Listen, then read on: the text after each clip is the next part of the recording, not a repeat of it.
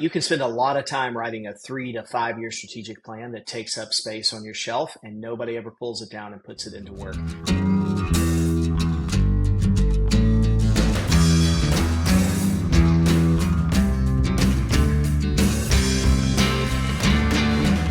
Cox here with $4 million strategies. Today, our guest is Trey Taylor, a CEO who does only 3 things. Trey, our 4-minute strategy is on strategic planning.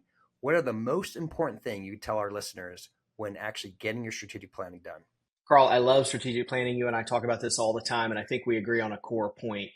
You can spend a lot of time writing a 3 to 5 year strategic plan that takes up space on your shelf and nobody ever pulls it down and puts it into work. I much prefer a 1 year strategic plan that you refresh every single year. I love to take that. I love to break it down into 10 core areas of what a business does. I want people signing up for the projects individually in those that are delivered quarterly, so that at the end of your strategic planning session, which should only take 2.5 to 3.5 days with your whole team involved, everybody's input in the company to come out, then you've got about 30 to 40 items that will really move the needle in the course of 12 months. If you continue to do that, you get compounding returns on what strategic planning can do for you. Much, much better than a 3-year or a 5-year or a 10-year plan that nobody ever really can get their arms around to work on. They say yes to it to placate the CEO so that they can get back to doing the things that they know move the needle in the course of a year. I much prefer a 1-year strategic operating plan or a strategic action plan to any of the 3 to 5-year plans that could be on the shelf. Trey, you did something really important there. You talked about the importance of getting everybody involved.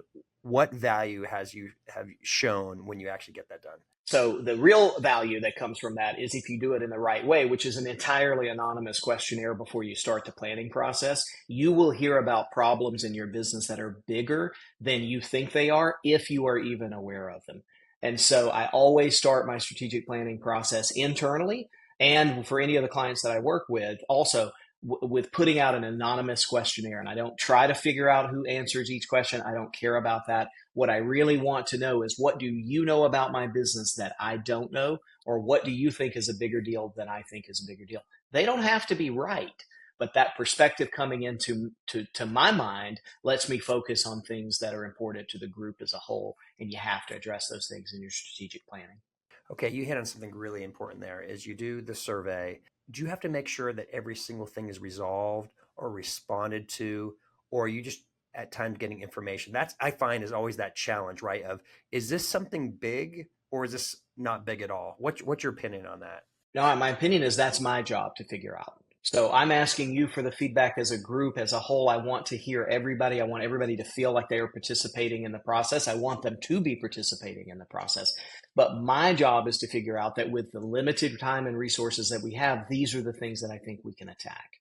And that's how we put the strategic plan together, is to say, the management team and I have agreed that of the 50 possible things to work on this year, here are the 10 that we're going to work on, and here are the 3 that are most important to accomplish. Love that. Okay, so you get the 10, and so then you prioritize based on impact, or you prioritize based on what you think from a private what's going to make the most sense in the next period? Yeah, I think we prioritize for impact, to say, let's find out where the bottlenecks to our throughput are, which is very management and very consultant speak. But what are the things that are holding us back from being the company full of people that we want to be?